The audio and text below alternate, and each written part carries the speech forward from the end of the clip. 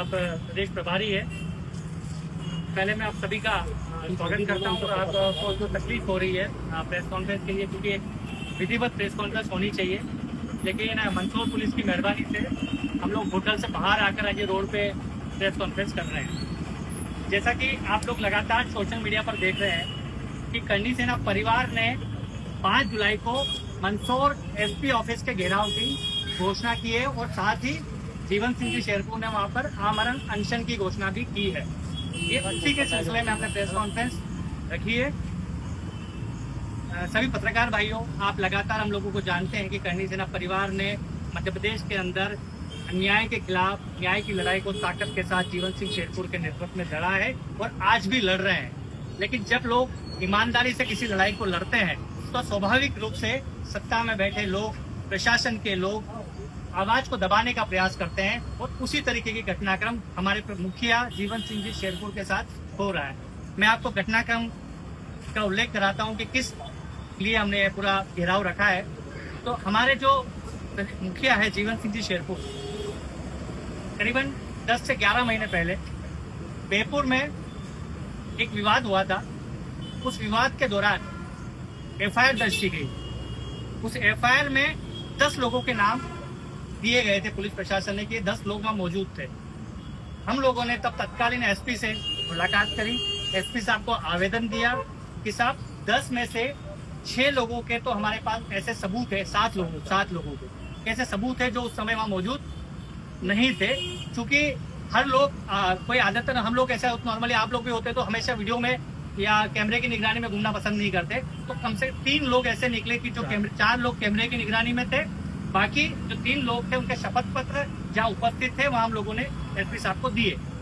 पूरे घटनाक्रम की जांच करने के बाद में मात्र एक व्यक्ति को उन्होंने उसमें से बाहर करा, बाकी किसी को बाहर नहीं करा। बाकी लोगों ने जमानत भी उस केस में करवाई, क्योंकि वो केस पूरी तरीके से फर्जी था।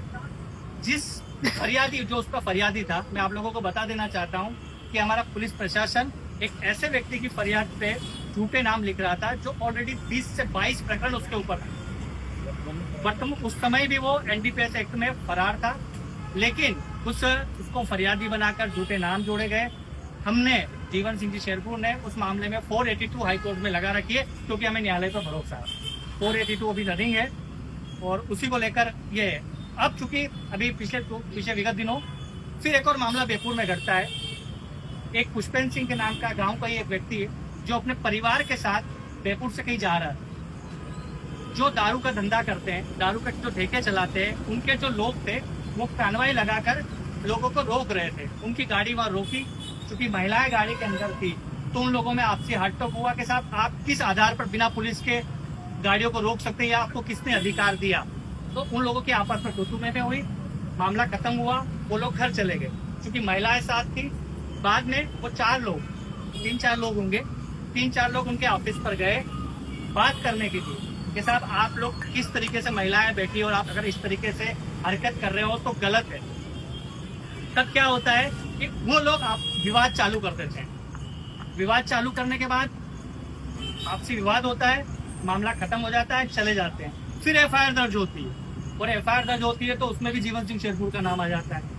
एक देवी सिंह करके भंडारिया का नाम आ जाता है जो इंदौर में थे किसी काम से। तो अपने प्रशासन से पूछना चाहते हैं हम लोग कि ये नाम जीवन सिंह शेरपुर लोकतंत्र तरीके से चुनाव लड़े हैं, 41 से 1000 ज्यादा लोगों ने उनके समर्थन व्यक्त किया और पूरे प्रदेश के 10 लाख से अधिक लोग उनके साथ जुड़े हुए हैं। एक सम्माननीय व्यक्ति है, क्या प्रशासन का फर्ज नहीं बनता कि उनका नाम कभी किसी केस में आता है, कोई लेता है तो कम से कम उसकी जांच करने के बाद केस दर्ज करे। लेकिन प्रशासन ने ऐसा कुछ नहीं किया। और एक और बात बता दूं, जिस प्रशासन ने ये बड़ी बड़ी धाराओं में एफआईआर की, एक वीडियो भी वायरल हुआ है, शायद आप लोगों के पास पहुंचा भी होगा।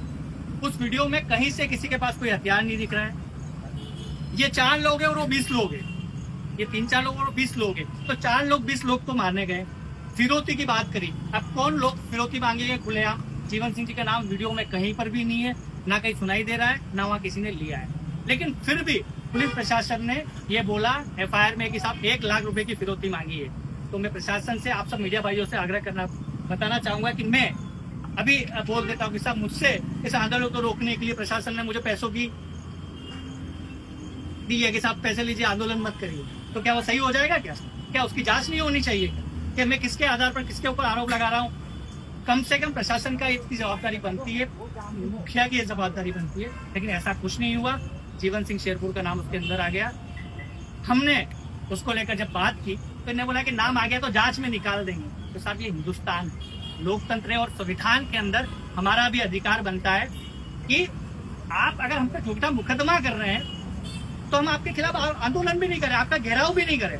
जब हम लोग घेराव करने के लिए आज प्रेस कॉन्फ्रेंस कर रहे थे तो होटल वालों से हम लोगों को बाहर करवा दिया, यहाँ तक कि मीडिया कर्मी को बाहर करवा दिया। तो ये कहाँ से सही है? और यहाँ तक भी नहीं, जीवन सिंह जो शेरपुर है, जीवन सिंह शेरपुर काम करते हैं लीगल रूप से। सोलर का लक्ष्य इंफ्रा के नाम से उनका एक कंपनी है, उस कंपनी के माध्यम से काम। आज भी थोड़ी देर पहले पुलिस के लोग कंपनी के ऑफिस पर बैठे हुए हैं और बोल रहे हैं कि साहब आपका लाइसेंस निकालो, जीवन सिंह शेरपुर को काम कैसे दिया, काम कितने में दिया। तो पुलिस का क्या अधिकार है कि किसी के व्यक्तिगत काम में बिना किसी लेटर के, बिना किसी सबूत के कंपनी वालों को डराना धमकाना। दूसरी चीज, जिन किसानों ने सोलर में स्वेच्छा से अपनी जमीनें दी, उन किसानों को जाकर डराना कि साहब तुम बयान दे दो कि साहब फलाना व्यक्ति हमसे जबरदस्ती जमीन ली, जबकि लीगल रूप से कंपनी ने उनकी जमीनें ली है। साथ ही जीवन सिंह जी का कोई भी दारू का ठेका उनके नाम से नहीं है, ना उनका एक काम है। उनका काम एक नंबर पे है। अगर सरकार प्रशासन को उनसे दिक्कत है तो बाकायदा उनकी कंपनी की जीएसटी भर रहे हैं, नहीं भर रहे, इनकम टैक्स भरनी है, उसकी जांच करे। लेकिन इस तरीके से दबाव बनाना गलत है। प्रशासन ने जो ये काम कर रहा है, आप लोगों को हमारा साथ देना पड़ेगा, क्योंकि हम लोग न्याय की लड़ाई लड़ते हैं। और जब जो मुखिया जीवन सिंह जी है लगातार लड़ाई लड़ रहे हैं और प्रशासन को ये नहीं दिखता है। मैं प्रदेश संगठन मंत्री हूँ। आज से साल भर पहले किसी मंदसौर से बाईपास से निकला था, मेरे ऊपर 20 से 25 लोगों ने हमला करा था, किसी बाईपास पर हमला करा था। हम लोग मरते मरते बचे थे, मेरा हाथ भी फ्रैक्चर हुआ था। आज तक ये आरोपी को ढूंढ नहीं पाए। अज्ञात में FIR लेके हम लोगों ने नाम बताए। हमारे प्रदेश के उपाध्यक्ष है, उज्जैन में उनके ऊपर पत्थरबाजी हुई, आज तक कोई अज्ञात से ज्ञात नहीं हुआ है। इसके अलावा सोलर कंपनी के जो हमारे काम चलता है बरखेड़ी में, वहां जाकर नाम दर्ज, जिस व्यक्ति का नाम दिया कि साहब इस व्यक्ति ने हमको भेजा है, तुम्हारा काम बंद करो, काम हम लोग करेंगे। उसमें भी जब FIR करने हम रिंग रोड थाने में जाते हैं, सॉरी कालूखेड़ा थाने में जाते हैं, तो भी मुखिया का नाम न लिखकर 2-3 लोगों के नाम लिख देते हैं और उसमें भी कोई कार्रवाई नहीं होती है। मतलब कानून सिर्फ हमको दबाने का काम करेगा। और मुझे तो ऐसा लगता है कि जनप्रतिनिधियों के कहने पर सरकार में जो आपसी तनाव चल रहा है कि साहब शिवराज सिंह जी का तो विरोध करनी से ना बहुत तेज करती थी, और अभी नए सीएम बने तो विरोध नहीं किया। तो मैं उन लोगों से भी कहना चाहता हूं कि नए सीएम साहब को भी हमने हमारी मांगों को दिया है, वो हम लोगों को मांगों के मिलने का समय देने वाले हैं। अगर समय देते हैं तो हम अपनी मांग रखेंगे, अगर नहीं मानेंगे तो उनका भी विरोध करेंगे। हमारा किसी व्यक्ति से विरोध नहीं है, लेकिन सरकार और सरकार के जो भाजपा के कई ऐसे लोग हैं जो चाहते हैं कि आंदोलन खड़ा हो और फिर से सरकार के खिलाफ लोग सड़कों पर उतरे, तो कहीं ना कहीं आपकी मिली भगत है।